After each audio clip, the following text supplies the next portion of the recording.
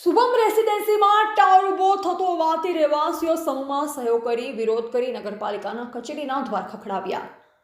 Khedbrahma bus stand પાસે આવેલ Shubham residency એરિયામાં લગભગ 112 જેટલા મકાનોમાં રહીશ માણસો રહે છે। તેમાં શુભમ રેસિડેન્સી સિવાય ગોકુલધામ સોસાયટી તથા આજુબાજુના રહીશો પણ છે।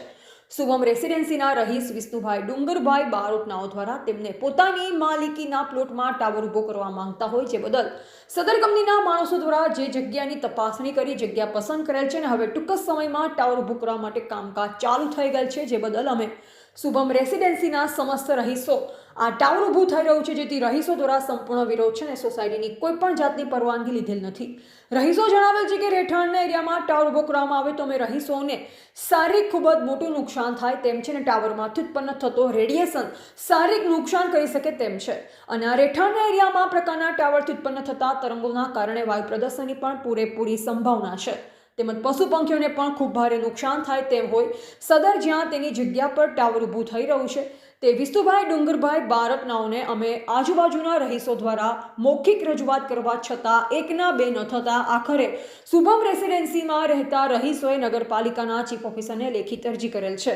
રિપોર્ટર જયેશ ઠાકોર સાથે શૈલેષ પટેલ, જિલ્લા બ્યુરો ચીફ, સાબરકાંઠા। નામ છે આપનું? સંતોષબેન। આ શેનો વિરોધ ચાલી રહ્યો છે? આ ટાવર બને છે અમારી સોસાયટી મહિને શુભમ સોસાયટી મહિને એટલે બધા વિરોધ કરે અમારે કે સોસાયટી મહિને બધાને નડે છે એટલે આજુબાજુમાં બધા મકાન બનેલા છે એટલે કોઈ આ ટાવર બનાવવાનો નહીં। આનો કોઈ વિરોધ કરેલો પહેલા તમે કઈ જગ્યાએ? બધા અમારે नगरपालिका में ने पुलिस स्टेशन में हमारे बदा फरियाद करी अर्जी આપેલી છે અમારે।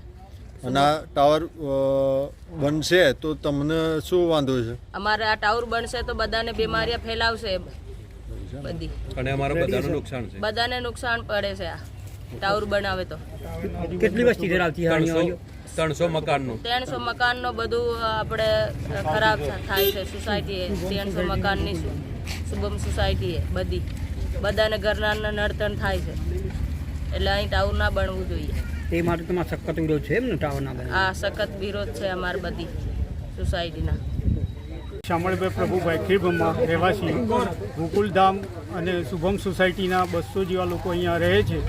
ત્યાં આ લોકો વગર પરવાનગી વગર એક ટાવર ઊભો કરવામાં આવે છે, એરટેલ ટાવર છે એ ઊભું કરવામાં આવે છે અને અમારા બધાનો વિરોધ છે, પણ છતાં શનિવાર ને રવિવાર હોવાના કારણે આ લોકો સીધા પોલીસ લઈને અહીંયા આવી ગયા છે। સોસાયટીનું કોઈ મેન્ટેનન્સ નથી આપતો અને મેઇન ટાવર રોડ ઉપર જ ઊભો કરે છે, સોસાયટીના મેઇન ગેટ ઉપર ઊભો કરવામાં આવે છે, જેથી સખત અમારો વિરોધ છે। તો દરેક ભાઈ બહેનોને નમ્ર વિનંતી, સાહેબને નમ્ર વિનંતી કે ન્યાય મામલતદાર સાહેબ દ્વારા નગરપાલિકામાં અમારી અરજી આપેલી છે, પછી પોલીસ સ્ટેશને એક અરજી આપેલી છે। ચીફ ઓફિસર સાહેબને જણાવવાનું કે આ કામ અટકાવવા અમારી મહેરબાની છે।